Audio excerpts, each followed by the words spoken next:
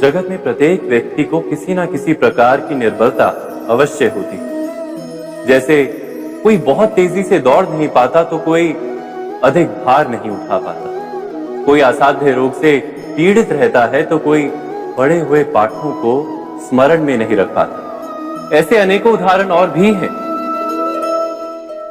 क्या आप किसी ऐसे व्यक्ति को जानते हैं जिसे सब कुछ प्राप्त हो और हम जीवन की उस एक निर्बलता को जीवन का केंद्र मानकर जीते हैं? इस कारणवश हृदय में दुख और असंतोष रहता है सदा। निर्बलता मनुष्य को जन्म से अथवा संजोग से प्राप्त होती है, किंतु उस निर्बलता को मनुष्य का मन अपनी मर्यादा बना लेता है। किंतु कुछ व्यक्ति ऐसे भी होते हैं जो अपने पुरुषार्थ और श्रम से उस निर्बलता को पराजित कर देते हैं। क्या भेद है उनमें और अन्य लोगों में? क्या आपने कभी विचार किया है? सरल सा उत्तर है इसका। जो व्यक्ति निर्बलता से पराजित नहीं होता, जो पुरुषार्थ करने का साहस रखता है हृदय में, वो निर्बलता को पार कर जाता है। अर्थात निर्बलता अवश्य ईश्वर देता है, किंतु मर्यादा मनुष्य का मन ही निर्मित करता है। स्वयं विचार कीजिए।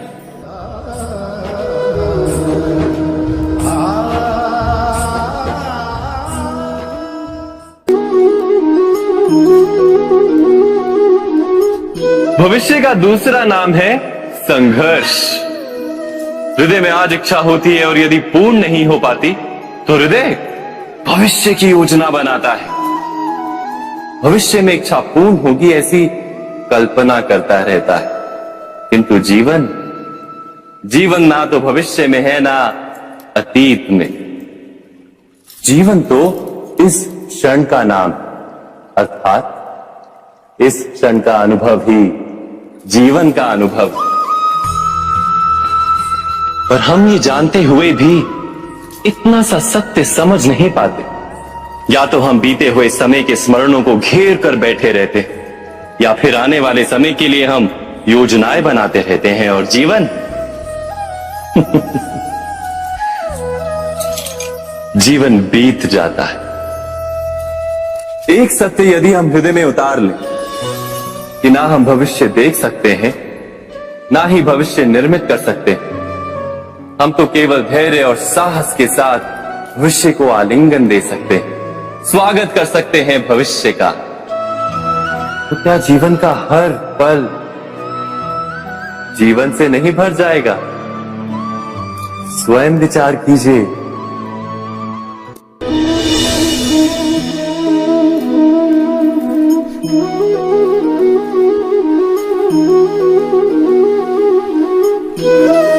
ज्ञान प्राप्ति सदा ही समर्पण से होती है, ये हम सब जानते हैं।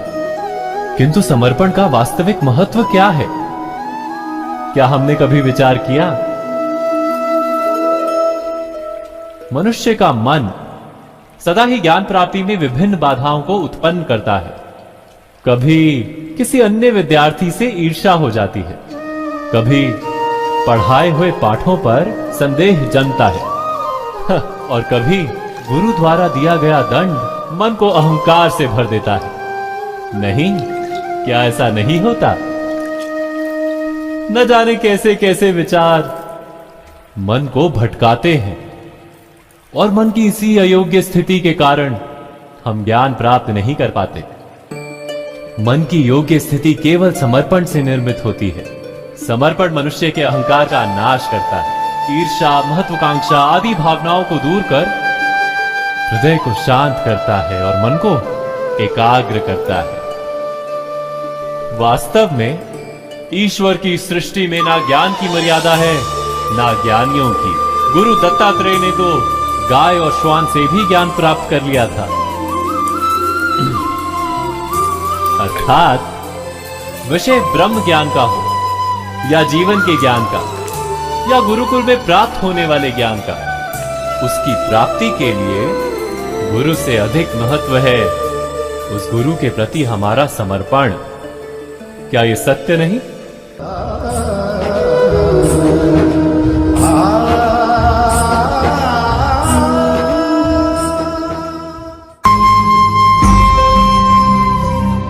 प्रत्येक मनुष्य के जीवन में ऐसा क्षण अवश्य आता है जब सारे स्वप्न, सारी आशाएं, सारे दृश्य ध्वस्त हो जाते हैं। जीवन के सारे आयोजन ही बिखर जाते हैं। एक और धर्म होता है और दूसरी ओर सुख। इसी को धर्म संकट कहते हैं। जब धर्म का वहन ही संकट हो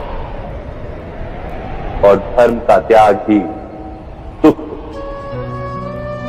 विचार कीजिए, कभी किसी स्वजन के विरुद्ध सत्य बोलने का अवसर प्राप्त हो जाता है, कभी ठीक दरिद्रता के समय सरलता से चोरी करने का मार्ग प्राप्त हो जाता है, कभी किसी शक्तिशाली राजनेता या राजा के कर्मचारी का अधर्म प्रकट हो जाता है। सबके जीवन में ऐसी घटना बनती ही रहती है। अधिकतर लोग ऐसे किसी क्षण को धर्म संकट के रूप में जान ही नहीं पाते। हमें किसी प्रकार के संघर्ष का अनुभव ही नहीं होता। सहजता से सुख की ओर खींचे चले जाते हैं, जैसे मक्खी गुड़ की ओर खींची चली जाती है। वास्तव में धर्म संकट का क्षण ईश्वर के निकट जाने का क्षण होता है। यदि हम संघर्षों से भयभीत ना, सुख की ओर आकर्षित ना, अपने धर्म पर दृढ़ रहे, तो ईश्वर का साक्षात्कार दूर नहीं।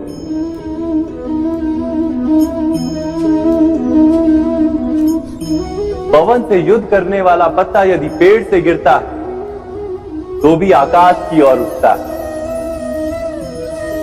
पवन से झुकने वाली घास वही भूमि पर रह जाती है। अर्थात धर्म संकट से यदि हम संकट को ही टाल दें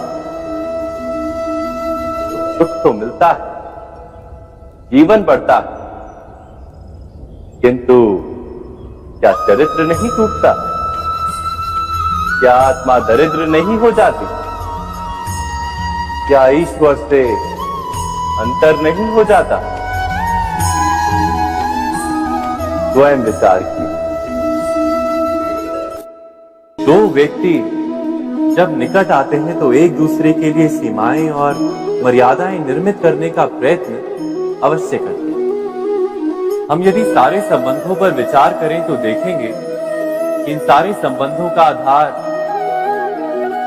यही सीमाएं हैं जो हम दूसरों के लिए निर्मित करते हैं। और यदि अनजाने में भी कोई अन्य व्यक्ति इन सीमाओं को तोड़ता है तो उसी क्षण हमारा हृदय क्रोध से भर जाता है।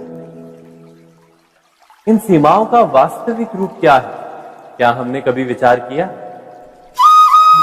सीमाओं के द्वारा हम दूसरे व्यक्ति को निर्णय करने की अनुमति नहीं देते। अपना निर्णय उस व्यक्ति पर थोपते हैं, अर्थात किसी की स्वतंत्रता का अस्वीकार करते हैं। और जब स्वतंत्रता का अस्वीकार किया जाता है तो उसका हृदय दुख से भर जाता है। और जब वो सीमाओं को तोड़ता है तो हमारा हृदय क्रोध से भर जाता है। क्या ऐसा नहीं होता?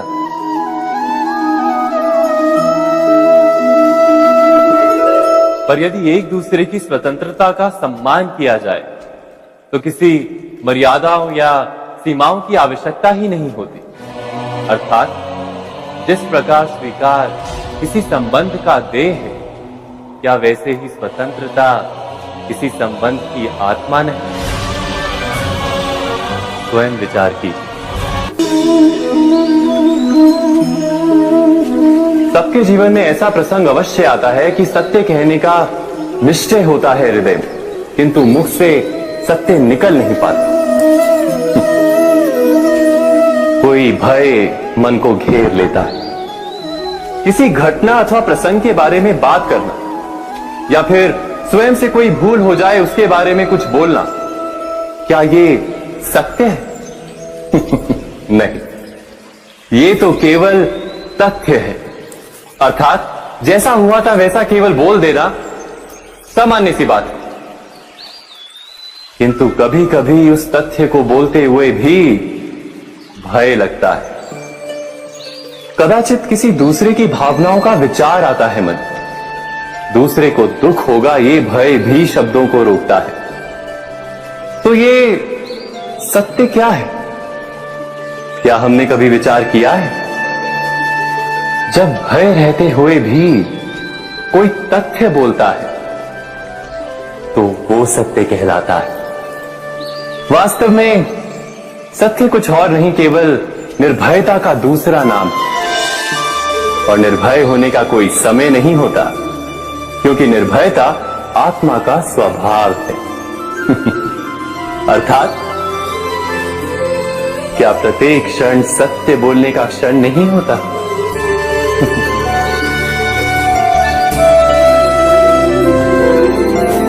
स्वयं विचार कीजिए।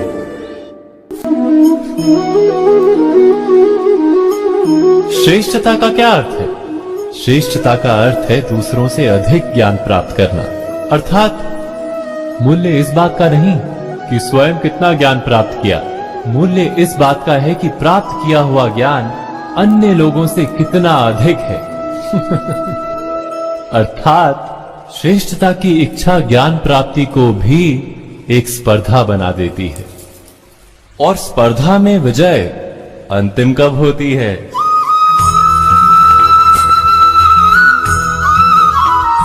कुछ समय के लिए तो श्रेष्ठ बना जा सकता है, किंतु सदा के लिए कोई श्रेष्ठ नहीं रह पाता। फिर वही असंतोष, पीड़ा और संघर्ष जन्म लेता है। किंतु श्रेष्ठ बनने के बदले यदि उत्तम बनने का प्रयत्न करें तो क्या होगा? उत्तम का अर्थ है कि जितना प्राप्त करने योग्य है वो सब प्राप्त करना, किसी से अधिक पाने की इच्छा से नहीं, मात्र आत्मा की तृप्ति हेतु कुछ प्राप्त करना। उत्तम के मार्ग पर किसी अन्य से स्पर्धा नहीं होती, स्वयं अपने आप से स्पर्धा होती है। अर्थात उत्तम बनने का प्रयत्न करने वाले को देर अबेर सारा ज्ञान प्राप्त हो जाता है, बिना प्रयत्न के ही वो श्रेष्ठ बन जाता है। किंतु जो श्रेष्ठ बनने का प्रयत्न करता है वो श्रेष्ठ बने या ना बने, उत्तम कभी नहीं बन पाता।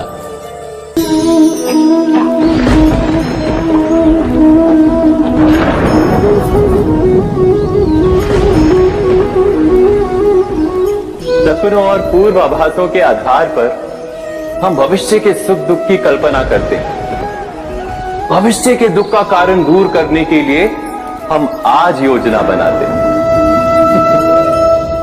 किंतु कल के संकट को आज निर्मूल करने से हमें लाभ मिलता है या हानि पहुंचती है? ये प्रश्न हम कभी नहीं करते। सत्य तो ये है कि संकट और उसका निवारण साथ जन से, व्यक्ति के लिए भी और सृष्टि के लिए भी। नहीं, आप अपने भूतकाल का स्मरण कीजिए, इतिहास को देखिए, आप तुरंत ही ये जान पाएंगे कि जब जब संकट आता है तब तब उसका निवारण करने वाली शक्ति भी जन्म लेती है। यही तो जगत का चलन है। वस्तुतः संकट ही शक्ति के जन्म का कारण है। प्रत्येक व्यक्ति जब संकट से निकलता है तो एक पद आगे बढ़ा होता है, अधिक चमकता है, आत्मविश्वास से अधिक भरा होता है, न केवल अपने लिए अपितु विश्व के लिए भी। क्या ये सत्य नहीं? वास्तव में संकट का जन्म है एक अवसर का जन्म, अपने आप को बदलने का, अपने विचारों को ऊंचाई पर करने का अवसर, अपनी आत्मा को बलवान और ज्ञान मंडित बनाने का अवसर। जो ये कर पाता है उसे कोई संकट नहीं होता, किंतु जो ये नहीं कर पाता वो तो स्वयं एक संकट है विश्व के लिए। विचार कीजिए।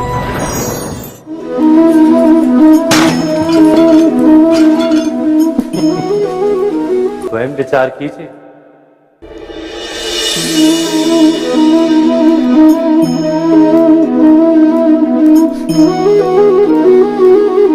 Mm-hmm.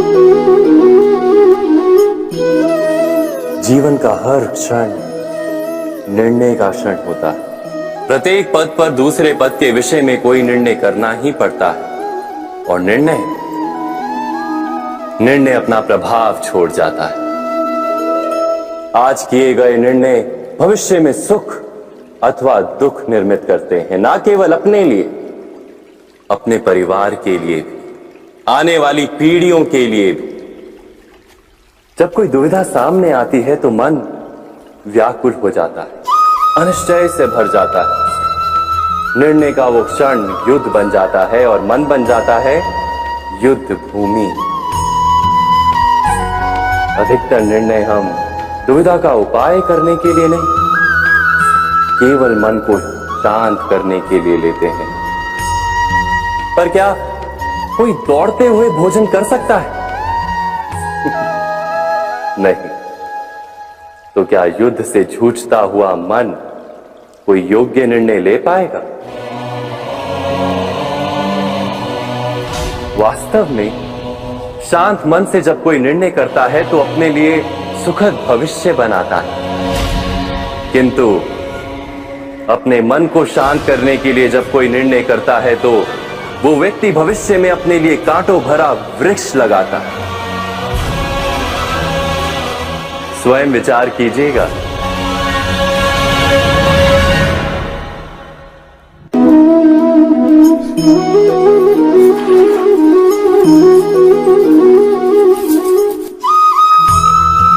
जीवन में आने वाले संघर्षों के लिए जब मनुष्य स्वयं को योग्य नहीं मानता, जब उसे अपने ही बल पर विश्वास नहीं रहता, तब वो सद्गुणों को त्याग कर दुर्गुणों को अपनाता है। वस्तुतः मनुष्य के जीवन में दुर्जनता जन्म ही तब लेती है जब उसके अंतर में आत्मविश्वास नहीं होता। आत्मविश्वास ही अच्छाई को धारण करता है। ये आत्मविश्वास है क्या?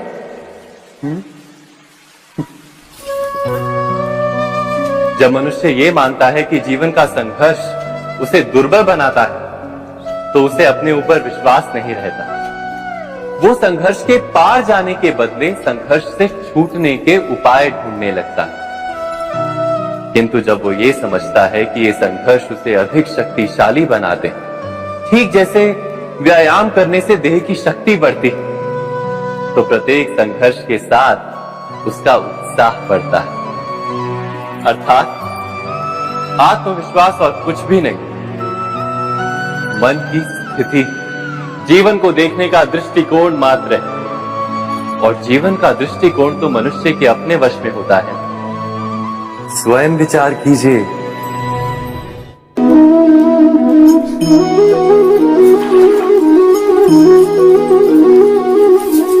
पिता सदा ही अपने संतान के सुख की कामना करते हैं, उनके भविष्य की चिंता करते रहते हैं। इसी कारणवश सदा ही अपने संतानों के भविष्य का मार्ग स्वयं निश्चित करने का प्रयत्न करते रहते हैं। जिस मार्ग पर पिता स्वयं चला है, जिस मार्ग के कंकर पत्थर को स्वयं देखा है, मार्ग की छाया, मार्ग की धूप को स्वयं जाना है, उसी मार्ग पर उसका पुत्र भी चले, यही इच्छा रहती है हर पिता की। निसंदेह उत्तम भावना है ये, किंतु 3 प्रश्नों के ऊपर विचार करना हम भूल ही जाते हैं। कौन से प्रश्न? प्रथम प्रश्न, क्या समय के साथ प्रत्येक मार्ग बदल नहीं जाते? क्या समय सदा ही नई चुनौतियों को लेकर नहीं आता? तो फिर बीते हुए समय के अनुभव नई पीढ़ी को किस प्रकार लाभ दे सकते हैं? दूसरा प्रश्न, क्या प्रत्येक संतान अपने माता पिता की छवि होता है? हाँ, संतानों को संस्कार तो अवश्य माता पिता देते हैं, किंतु भीतर की क्षमता तो ईश्वर देते हैं। तो जिस मार्ग पर पिता को सफलता मिली है, विश्वास है कि उसी मार्ग पर उसकी संतानों को भी सफलता और सुख प्राप्त होगा। तीसरा प्रश्न, क्या जीवन के संघर्ष और चुनौतियां लाभकारी नहीं होती? क्या प्रत्येक नया प्रश्न एक नए उत्तर का द्वार नहीं खोलता? तो फिर संतानों को नए नए प्रश्नों, संघर्षों और चुनौतियों से दूर रखना, ये उनके लिए लाभ करना कहलाएगा या हानि पहुंचाना? अर्थात जिस प्रकार संतान के भविष्य का निर्माण करने के बदले उसके चरित्र का निर्माण करना श्रेष्ठ है, वैसे संतानों के जीवन का मार्ग निश्चित करने के बदले उन्हें नए संघर्षों के साथ जूझने के लिए मनोबल व ज्ञान देना अधिक लाभदायक नहीं होगा? स्वयं विचार कीजिए। मनुष्य की सबसे बड़ी दुर्बलता क्या होती है? सोचिए। धन, प्रेम, अहंकार। मनुष्य की सबसे बड़ी दुर्बलता होती है उसके रहस्य। चाहे आप कितने भी शक्तिशाली क्यों ना हो, कितने भी प्रबल क्यों ना हो, परंतु उसके रहस्य उसके नाश की चाबी होती है। इसलिए यदि प्रबल रहना है, शक्तिशाली रहना है, समर्थ रहना है, तो अपने रहस्य को किसी को भी ना बताएं, ना मित्र को और ना ही शत्रु को, क्योंकि समय पड़ने पर कब कौन शत्रु हो जाए ऐसा कहना संभव नहीं। विभीषण को रावण के अमृत कुंड का ज्ञात था, इसीलिए प्रभु श्री राम रावण का वध करने में सफल हो सके। इसलिए उचित यही है कि आप अपने रहस्य को स्वयं तक ही सीमित रखें। मनुष्य जीवन की परीक्षा में सफल होने के लिए क्या नहीं करता? वो परिश्रम करता है, दौड़ भाग करता है, और ये सब करने के पश्चात भी जब उसका काम नहीं बनता तो वो नकल करता है ना? तनिक लौटिए अपने बचपन में, स्मरण कीजिए अपने बचपन की स्मृतियों का। क्या स्मरण हुआ? विद्यालय में जब आप परीक्षा देने जाते थे तो क्या होता था? आप ना सही, परंतु कोई ना कोई सफलता पाने के लिए नकल करता ही था और उत्तीर्ण भी हो जाता था, है ना? परंतु जीवन की परीक्षा ऐसी नहीं होती। नकल करने वाला सफल नहीं होता। कारण विद्यालय में सबके प्रश्न पत्र एक होते थे, परंतु जीवन के प्रश्न पत्र और उनकी कठिनाई सबके लिए भिन्न होती, तो निश्चित रूप से उनके उत्तर भी भिन्न होंगे ना। इसलिए यदि आपको जीवन में सफलता पानी है तो नकल ना कीजिए, स्वयं के प्रश्नों का उत्तर स्वयं ढूंढिए और सफलता आपकी ही होगी।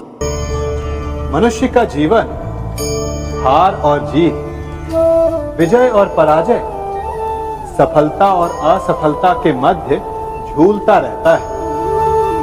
आपके साथ भी ऐसा होता होगा, है ना?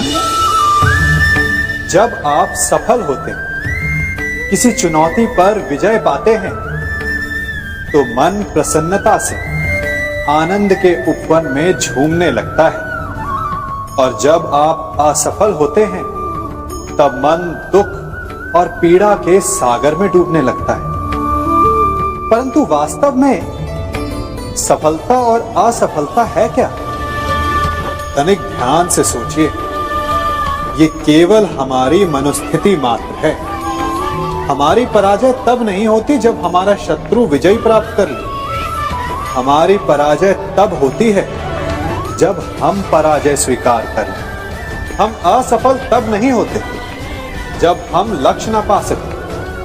हम असफल तब होते हैं जब हम प्रयास करना बंद कर दें। इसलिए प्रयास करते रहें और हार ना माने, क्योंकि जिस दिन आप हार स्वीकारना बंद कर देंगे, जीत आपके चरणों में होगी। अब सबने बरगद के वृक्ष को तो देखा ही होगा। क्या आपको ज्ञात है, बरगद के वृक्ष के बीज का आकार राई से भी छोटा होता है, परंतु बरगद का वृक्ष संसार के महाकाय वृक्षों में जाना जाता है। जब उसका जन्म होता है तब उसमें वो जटाएं, वो शाखाएं नहीं होती, परंतु जैसे जैसे उसका विस्तार होता है, जैसे जैसे वो अधिक शाखाओं का भार उठाता है, अधिक पत्तियों का सृजन करता है, वैसे वैसे उसकी शाखाएं जटाएं बनकर जड़ तक पहुंचती है और इस वृक्ष को सहारा देती है। ये जीवन का बहुत महत्वपूर्ण पथ है। बिना लोभ लालच शुभ कार्य करें, अन्य लोगों की सहायता करें। धीरे धीरे आपने जिनकी सहायता की वो आपके सहायक बनते जाएं, आपकी जड़ों को और बलशाली बनाएंगे, आयु मान और आकार बढ़ाएंगे। सहजीवन, सहायता और निष्काम कर्म आपको मृत्यु के पश्चात भी मरने नहीं देगा, आपको अमर रखेगा। हमारा शरीर प्रकृति का एक महान आविष्कार है। इससे जटिल संरचना संसार में और कोई नहीं। हमारा शरीर जितना जटिल है, यदि इसे ठीक से जाना जाए तो इससे अधिक सरल ज्ञान देने वाला और कोई नहीं। हमारे शरीर में पंच इंद्रियां होती हैं जो हमें भाव, गुण और वस्तुओं का बोध कराती हैं। हमारे पास आंखें हैं, नाक है, स्पर्श के लिए त्वचा है, कान है और जीभा है। सबका भिन्न भिन्न कार्य है। आंखों से देखना, कानों से सुनना, नथनों से श्वास लेना, त्वचा से स्पर्श करना और जीभा से स्वाद लेना। परंतु क्या आपने कभी सोचा कि प्रकृति ने हमें 2 आंखें दी, 2 नथने दी, 2 कान दी, स्पर्श के लिए ये पूरा शरीर दिया, परंतु जीभा केवल 1 दी? ऐसा क्यों? क्योंकि प्रकृति चाहती है कि हम देखें अधिक, सुने अधिक और ज्ञान अधिक अर्जित करें, बोले कम। क्योंकि अधिक वाचाल नाश को निमंत्रण देता है। स्मरण रखिएगा।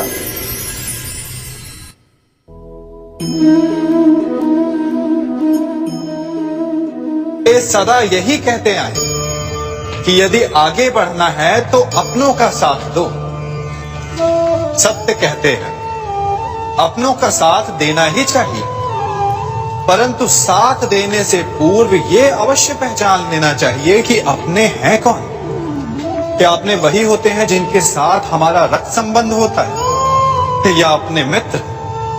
अपने वो होते हैं जो हमें सद्कार्य के लिए प्रेरित करें, हमें आगे बढ़ाएं, हमारा साथ दें। और वो जिनका साथ देने से समाज का नाश, धर्म की हानि, वो सगे हो करके भी सगे नहीं होते। इसलिए जब अपनों की परिभाषा का चुनाव करें तो उन्हें अपना माने जो आपका साथ दे, उन्हें नहीं जो हमें अज्ञान के मार्ग पर ले जाएं।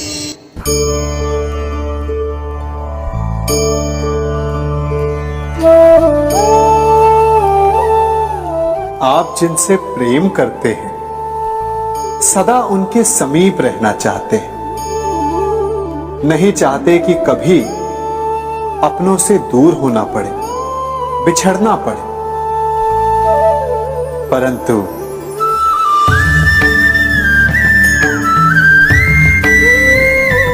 एक समय के पश्चात अपनों से दूर हो जाना उन्नति के लिए आवश्यक है। आप माता पिता हैं। यदि आप अपनी संतान के जीवन के हर पथ पर उनका मार्गदर्शन करते रहेंगे तो आपकी संतान स्वयं मार्ग चुनना कैसे सीखेगी? मार्ग के कांटों से स्वयं को बचाना कैसे सीखेगी? इसीलिए एक समय के पश्चात अपनों से बनाई गई दूरी सदा लाभदायक रहती है। आज मैं आप सबको एक कथा सुनाता हूं। एक दिन प्रातः एक व्यापारी अपने घर से निकला। घर से निकलते ही एक बिल्ली ने उस व्यापारी का मार्ग काट दिया। व्यापारी घबरा गया वो फिर से घर लौट गया और शुभ घड़ी की प्रतीक्षा करने लगा। और जब वो पुनः अपने घर से निकला तब वो वाहन जा चुका था जिससे राजा तक पहुंचकर उसे भेंट देनी थी। राजा को भेंट नहीं मिली। राजा क्रोधित हो गए। राजा ने उस व्यापारी का व्यापार बंद करवा दिया। इस कारण व्यापारी क्रोधित होकर घर पर अपनी पत्नी से लड़ बैठा। पत्नी अपने बच्चों समेत मैके वापस चली गई और उस व्यापारी के जीवन में यदि कुछ रह गया था तो केवल अंधकार। और इन सब का कारण वो उस बिल्ली को मानता रहा जिसने उसका मार्ग काटा था। ऐसा ही एक दूसरा व्यापारी राजा को भेंट देने निकला और उस व्यापारी का मार्ग भी एक बिल्ली ने काट दिया। वो व्यापारी तनिक घबराया, परंतु उसने आगे बढ़ना अधिक उचित समझा। राजा तक वो समय पर पहुंचा।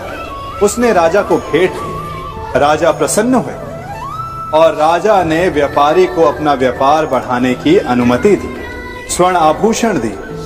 जब व्यापारी घर पर पहुंचा तो पत्नी को आभूषण और अपने बच्चों को देने के लिए वस्त्र थे उसके पास। हर ओर प्रसन्नता थी। समझ रहे हैं ना? दोनों के साथ एक ही प्रकार की घटना हुई, परंतु दोनों की प्रतिक्रिया भिन्न थी। ऐसा ही हमारा जीवन भी है। हमारे जीवन में प्रारब्ध का अपना स्थान है, परंतु उससे कई अधिक महत्वपूर्ण हमारी प्रतिक्रिया, हमारे सोच का प्रभाव है, क्योंकि यही हमारे जीवन को आकार देते हैं। इसलिए अपनी सोच को सकारात्मक रखिए। आपका जीवन सदैव आनंदमय।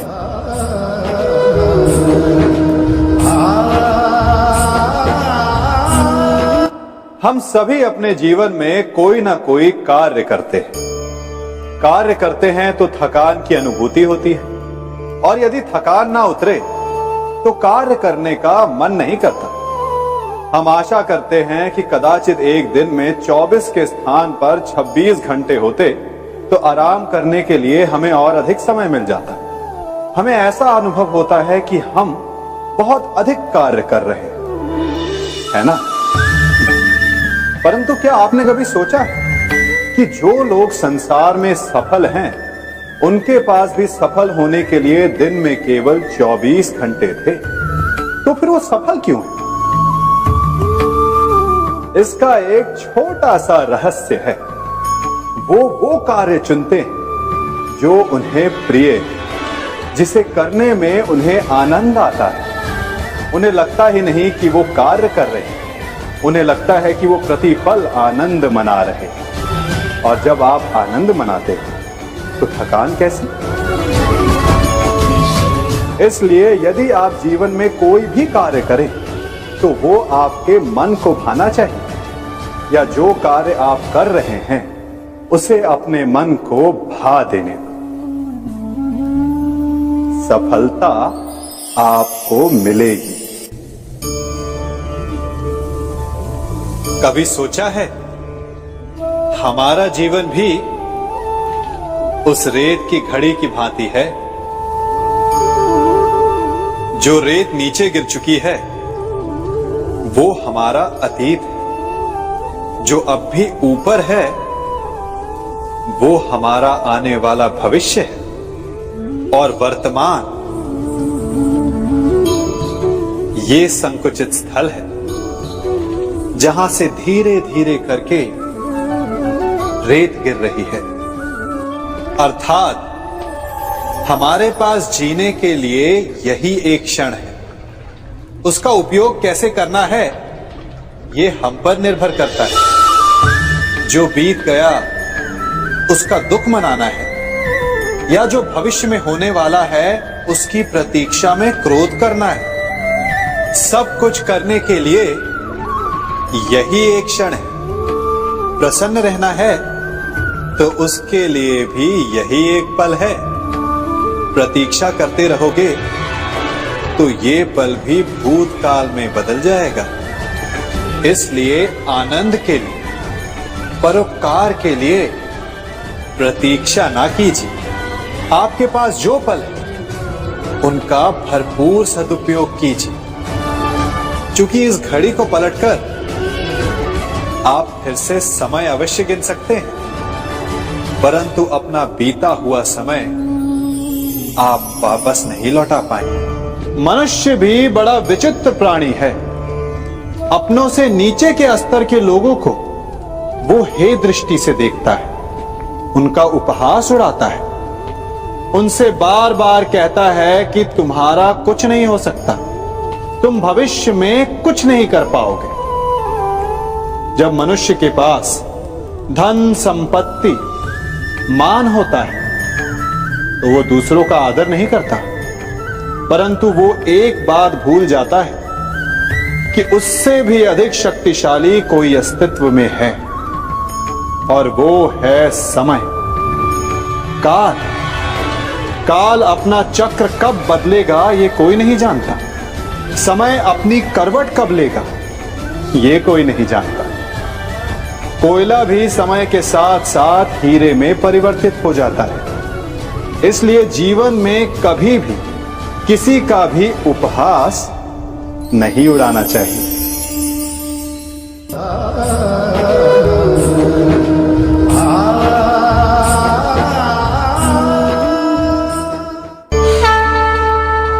गर्व, अभिमान और अहंकार, ये तीनों सुनने में एक जैसे लगते हैं, परंतु तीनों का अर्थ भिन्न होता है और परिणाम भी। तीनों का आरंभ प्रेम से होता है। स्वयं से प्रेम, परिश्रम हमारे मन में गर्व को जन्म देता है और सफलता अभिमान जगाती है। यहां तक ठीक है, परंतु जब ये भावना अहंकार बन जाती है तब वो समस्या बन जाती है, क्योंकि सबसे बुरा अंत अहंकारी का ही होता है। परंतु मनुष्य के लिए पहेली यही है कि पहचाना कैसे जाए कि अहंकार जग गया है और उसका दमन आवश्यक है। इसका उत्तर मैं नहीं, आपका मन देगा। जब तक आप स्वयं से प्रसन्न हैं, जब तक आप सबसे ऊंचा उठने का प्रयास कर रहे हैं, तब तक ठीक है। परंतु जब आपके मन में दूसरों को नीचा समझने का भाव आ जाए तो सावधान हो जाइए, क्योंकि यही अहंकार है जो वास्तव में आपको हीन कर रहा है।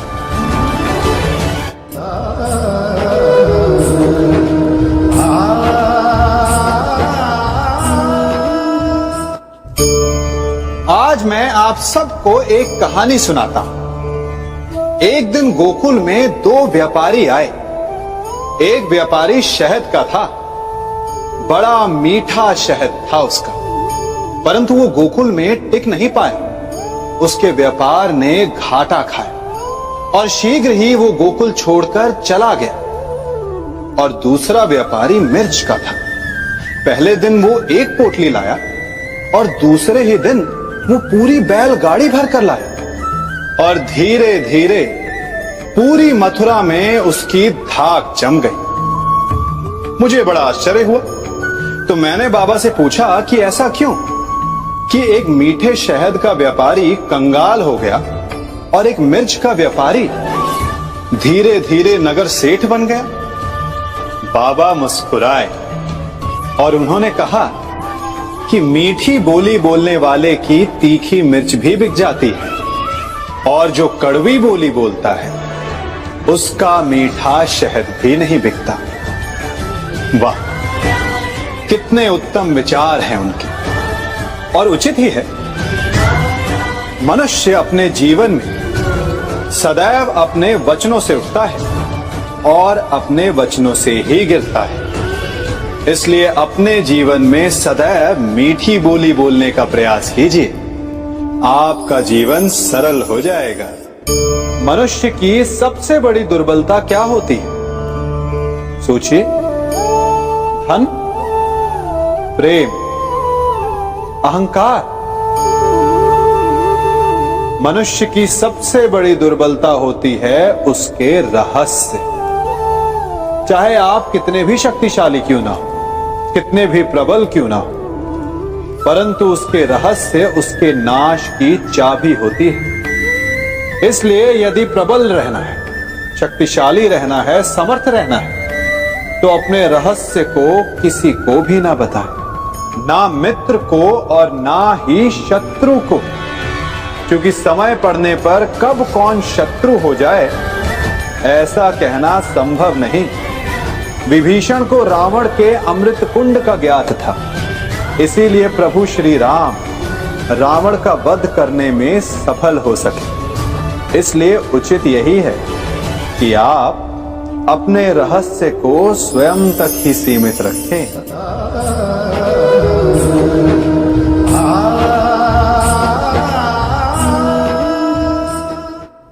युवा अवस्था भी हमारे जीवन का कितना सुंदर काल होता है ना। बाहु में बल, मन में कुछ बड़ा कर जाने की चाह, आंखों में भविष्य के सुंदर और कोमल सपने। और इसी अवस्था में मनुष्य के भीतर पनपता है प्रेम।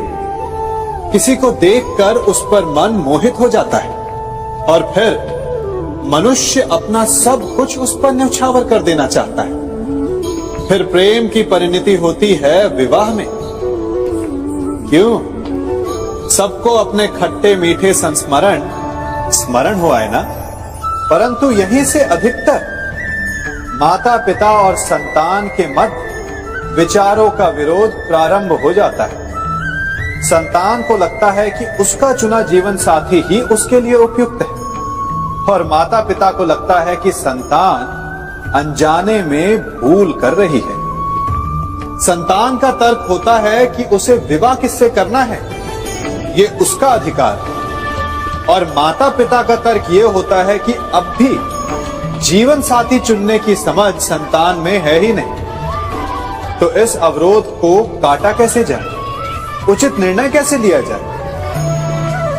इसका एक ही मार्ग है, अपने उत्तरदायित्व का भान और अपनों से बड़ों के मापदंडों का भान। विवाह करने से पूर्व ये जान लेना आवश्यक है कि विवाह केवल अपने प्रेम को पाने का मार्ग नहीं है, अपितु विवाह से जीवन का एक नया द्वार भी खुलता है, और हर नए जीवन के साथ नए उत्तरदायित्व भी होते हैं।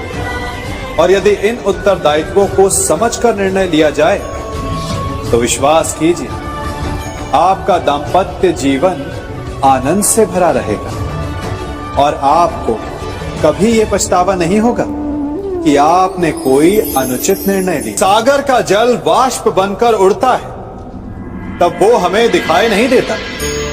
मेघ उस जल को अपने भीतर छिपा लेते हैं, लंबी यात्रा करते हैं, प्रयास करते हैं कि वो जल सदा उनके भीतर छिपा रहे। परंतु जब वायु का वेग उन्हें उड़ाकर किसी पर्वत से ले जाकर के टकरा देता है, तब उन मेघों को बरसना ही पड़ता है, क्योंकि यही नियति है, यही प्रकृति है। क्योंकि जल को सागर में जाकर मिलना ही है। ठीक ऐसा ही हमारे साथ भी होता है। हम सत्य अपने मन के मेघों में चाहे जितना छिपाने का प्रयास कर लें, परंतु समय की आंधी उसे वास्तविकता के पर्वत से ले जाकर के टकराकर हमारे समक्ष ले ही आती है। जिस भय के कारण आप सत्य को सामने नहीं लेकर आना चाहते, एक दिन वही भय हमारे समक्ष आकर खड़ा हो जाता है, और फिर हम लाचार हो जाते हैं।